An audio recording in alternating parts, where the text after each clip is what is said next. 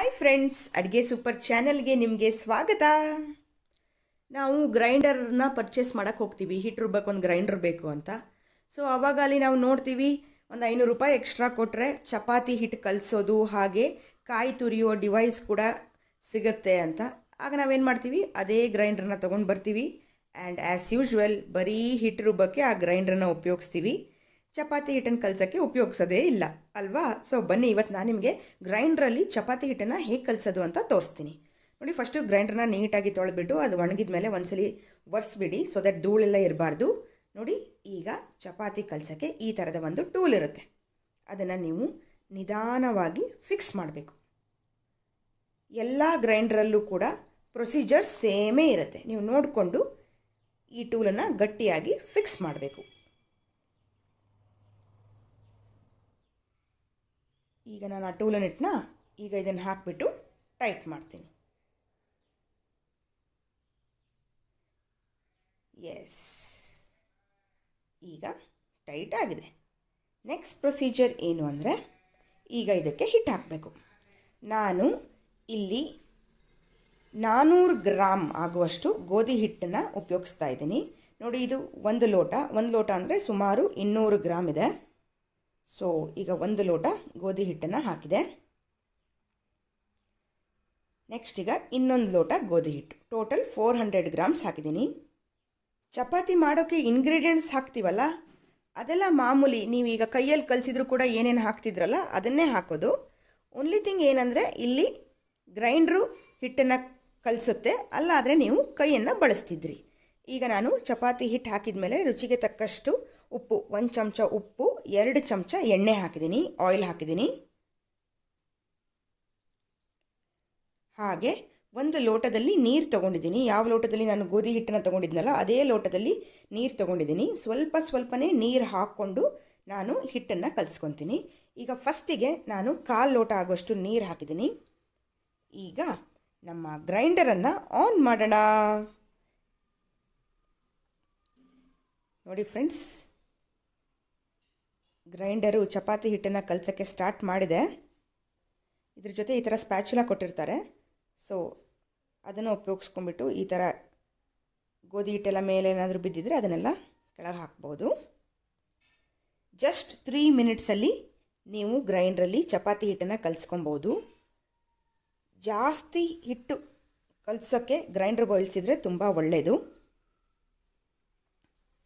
But ನಾನು ಗ್ರೈಂಡ್ರನ್ನೇ ಬಳಸಿ ಅಂತ ಪ್ರಮೋಟ್ ಮಾಡಲ್ಲ. ಯಾಕಂತ ಹೇಳಿದರೆ, ಕೈಯಿಂದ ಹಿಟ್ಟನ್ನು ಕಲಸಿದ್ರೆ ನಮ್ಮ ಕೈಗೂ ಕೂಡ ಪ್ರೆಷರ್ ಆಗುತ್ತೆ, ಅದು ಆರೋಗ್ಯಕ್ಕೂ ಒಳ್ಳೆಯದು. ಬಟ್ ತುಂಬ ಜನ ಎಲ್ಲ ಬಂದಾಗ ನಿಮಗೆ ಕೈಯಲ್ಲಿ ಕಲಿಸೋದು ಎಲ್ಲ ಕಷ್ಟ ಆದಾಗ ಈ ಪ್ರೊಸೀಜರ್ ಮಾಡಿದರೆ ತುಂಬ ಒಳ್ಳೆಯದು. ಈಗ ನೋಡಿ, ನಾನು ಟೋಟಲಾಗಿ 3/4 ಲೋಟ ನೀರು ಹಾಕಿದ್ದೀನಿ. ಈಗ ಆಲ್ರೆಡಿ 2 ಮಿನಿಟ್ಸ್ ಆಗಿದೆ.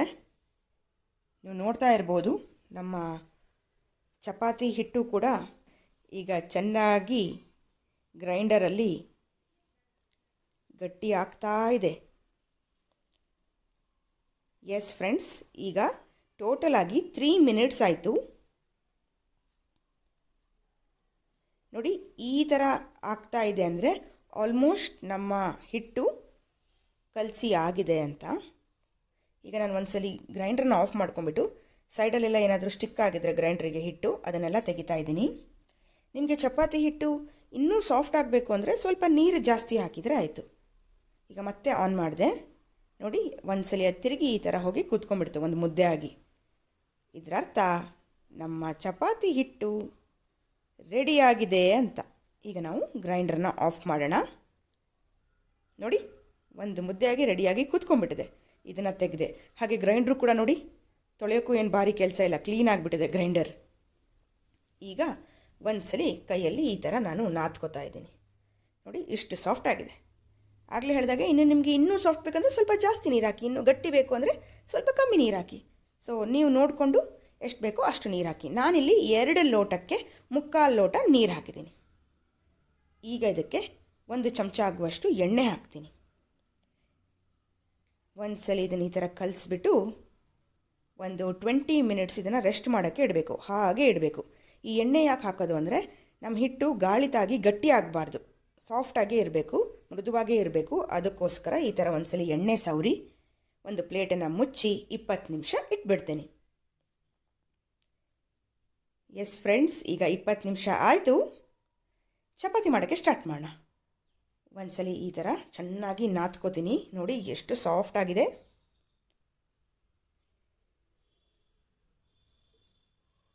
ಈಗ ನಮಗೆ ಎಷ್ಟು ದೊಡ್ಡ ಉಂಡೆ ಬೇಕೋ ಅಷ್ಟು ಹಿಟ್ಟನ್ನು ತಗೊಂಡು ಈ ಥರ ಒಂದ್ಸಲಿ ಕೈಯಲ್ಲಿ ರೌಂಡಾಗಿ ಬಾಲ್ ಮಾಡ್ತಾಯಿದ್ದೀನಿ, ಉಂಡೆ ಶೇಪ್ ಮಾಡ್ತಾಯಿದ್ದೀನಿ. ನೆಕ್ಸ್ಟ್ ಈಗ ನಾವು ಚಪಾತಿನ ಲಟ್ಸೋಣ. ಈಗ ಚಪಾತಿ ಲಟ್ಸೋ ಟೂಲ್ ಇದೆಯಲ್ಲ, ಅದಕ್ಕೆ ಸ್ವಲ್ಪ ಹಿಟ್ಟು ಹಾಕಿದೆ, ಸೊ ದಟ್ ಚಪಾತಿ ಲಟ್ಸ್ಬೇಕಾದ್ರೆ ಅದು ಅಂಟ್ಕೊಂಡೇ ಇರಲಿ ಅಂತ. ಈಗ ನಾನು ಲಟ್ಸೋಕ್ಕೆ ಸ್ಟಾರ್ಟ್ ಮಾಡಿದೆ. ನೀವು ಸ್ಲ್ಯಾಬ್ ಮೇಲೆ ಕೂಡ ಚಪಾತಿ ಮಾಡ್ಬೋದು. ಸ್ಲ್ಯಾಬನ್ನು ಕ್ಲೀನಾಗಿ ಒರೆಸ್ಕೊಂಡ್ಬಿಟ್ಟು ಅದ್ರ ಮೇಲೂ ಕೂಡ ಈ ಥರ ಲಟ್ಸ್ಬೋದು. ಚಪಾತಿ ಲಟ್ಸೋದ್ರಲ್ಲಿ ನಾನೇನು ಎಕ್ಸ್ಪರ್ಟ್ ಅಲ್ಲ, ಯಾಕಂದರೆ ನಾನು ತುಂಬ ಕಮ್ಮಿ ಚಪಾತಿ ಮಾಡೋದು. ನನಗೆ ಇಡ್ಲಿ ದೋಸೆನೇ ಜಾಸ್ತಿ ಇಷ್ಟ. ಬಟ್ ಆದರೂ ಪರವಾಗಿಲ್ಲ, ಚೆನ್ನಾಗೇ ಮಾಡ್ತಾಯಿದ್ದೀನಿ. ಈ ಥರ ನಿಮಗೆ ಎಷ್ಟು ದೊಡ್ಡದು ಚಪಾತಿ ಬೇಕೋ ಅಷ್ಟು ದೊಡ್ಡದಾಗಿ ನೀವು ಲಟ್ಸ್ಕೋಬೋದು.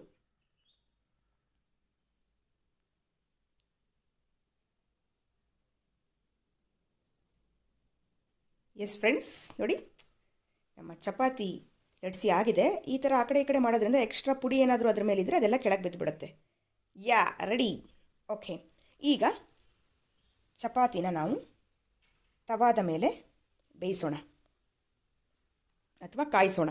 ಕೆಲವರು ಚಪಾತಿನ ಬೇಯಿಸೋಣ ಅಂತಾರೆ, ಕೆಲವರು ಚಪಾತಿನ ಕಾಯಿಸೋಣ ಅಂತಾರೆ. ಓಕೆ, ಈಗ ನಾನು ಇದಕ್ಕೆ 1 ಚಮಚ ತುಪ್ಪ ಹಾಕಿದ್ದೀನಿ ತವಾಗೆ.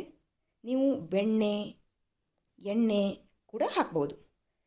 ಈಗ ನಮ್ಮ ತವ ಚೆನ್ನಾಗಿ ಕಾಯಬೇಕು. ತುಪ್ಪ ಹಾಕಿ ಚಪಾತಿ ಮಾಡಿದರೆ ರುಚಿನೂ ಚೆನ್ನಾಗಿರುತ್ತೆ, ಚಪಾತಿ ಕೂಡ ತುಂಬ ಸಾಫ್ಟ್ ಇರುತ್ತೆ. ಎಸ್ ಫ್ರೆಂಡ್ಸ್, ನಮ್ಮ ತವ ಕಾದಿದೆ. ಈಗ ನಾನು ಲಟ್ಟಿಸಿದ ಚಪಾತಿ ಇತ್ತಲ್ಲ ಅದನ್ನು ತವಾದ ಮೇಲೆ ಹಾಕಿದ್ದೀನಿ. ಈಗ ನೋಡಿ ಈ ಥರ ಸಣ್ಣ ಸಣ್ಣ ಗುಳ್ಳೆ ಬರೋಕ್ಕೆ ಸ್ಟಾರ್ಟ್ ಆಯ್ತಲ್ಲ, ಆವಾಗ ನೀವು ಇದನ್ನು ಟರ್ನ್ ಮಾಡಿ ಹಾಕಬೇಕು. ಈಗ ಈ ಸೈಡು ಕೂಡ ಇನ್ನೊಂದು ಸಲ ಟರ್ನ್ ಮಾಡಬೇಕು. ಒಟ್ಟಿನಲ್ಲಿ ಎರಡೂ ಕಡೆ ಅದು ಚೆನ್ನಾಗಿ ಬೇಯಬೇಕು. ನೋಡಿ ಸ್ವಲ್ಪ ತುಪ್ಪ ಹಾಕಿದೆ. ನಿಮಗೆ ತುಪ್ಪ ಹಾಕೋಕ್ಕೆ ಇಷ್ಟ ಇಲ್ಲ ಅಂದರೆ ಹಾಕೋದು ಬೇಡ, ಹಾಗೆ ಕೂಡ ಮಾಡ್ಬೋದು. ಈಗ ಈ ಕಡೆ ಟರ್ನ್ ಮಾಡ್ತಾಯಿದ್ದೀನಿ. ಈ ಸೈಡು ಕೂಡ ಸ್ವಲ್ಪ ತುಪ್ಪ ಹಾಕಿದೆ. ಚೆನ್ನಾಗಿ ಈ ಥರ ಸವರಿದೆ. ನೋಡಿ ಸೈಡಲ್ಲಿ ಚಪಾತಿ ಬೇಯೋದು ಸ್ವಲ್ಪ ಲೇಟು, ಅದಕ್ಕೋಸ್ಕರ ನೀವು ಈ ಥರ ಸ್ವಲ್ಪ ಸ್ಲೈಡ್ ಮಾಡಿಬಿಟ್ಟು ಈ ಥರ ಪ್ರೆಸ್ ಮಾಡಿದರೆ ಎಲ್ಲ ಕಡೆ ಕೂಡ ನಿಮ್ಮ ಚಪಾತಿ ಚೆನ್ನಾಗಿ ಬೇಯುತ್ತೆ. ಎಸ್ ಫ್ರೆಂಡ್ಸ್, ನಮ್ಮ ಚಪಾತಿ ಎರಡೂ ಕಡೆ ಚೆನ್ನಾಗಿ ಬೆಂದಿದೆ. ಸೊ ನಮ್ಮ ಚಪಾತಿ ರೆಡಿಯಾಗಿದೆ. ಇದನ್ನು ನಾನು ಪಾಲಕ್ ಪನ್ನೀರ್ ಜೊತೆ ತಿಂತಾಯಿದ್ದೀನಿ. ಪಾಲಕ್ ಪನ್ನೀರ್ ಮಾಡೋದು ಹೇಗೆ ಅಂತ ಆಲ್ರೆಡಿ ನಾನು ವಿಡಿಯೋ ಅಪ್ಲೋಡ್ ಮಾಡಿದ್ದೀನಿ, ನೀವು ಖಂಡಿತ ನೋಡಿ. ಹಾಗೆ ಪಾಲಕ್ ಪನ್ನೀರಲ್ಲಿ ಪನ್ನೀರ್ ನಾನೇ ಮಾಡಿದ್ದು ಅಂತ ಹೇಳಿದ್ದೆ, ಬಟ್ ಹೇಗೆ ಅಂತ ಹೇಳಿಲ್ಲ. ಯಾಕಂದರೆ ನಾನು ನನ್ನ ರಸ್ ಮಲಾಯ್ ವಿಡಿಯೋದಲ್ಲಿ ಆಲ್ರೆಡಿ ಪನ್ನೀರನ್ನು ಮನೇಲಿ ಹೇಗೆ ಮಾಡೋದು ಅಂತ ತೋರಿಸಿದ್ದೀನಿ. ಸೊ ನೀವು ಆ ವಿಡಿಯೋ ಸಹ ನೋಡಿ. ಅದರ ಜೊತೆಗೆ ಕೇರಳ ಪರೋಟ ಮಾಡಬೇಕಾದ್ರೆ ಒಂದು ಗ್ರೇವಿ ಮಾಡಿದೆ, ಗ್ರೀನ್ ಪೀಸಿದು. ಆ ಗ್ರೇವಿ ಕೂಡ ನೀವು ನೋಡಿ.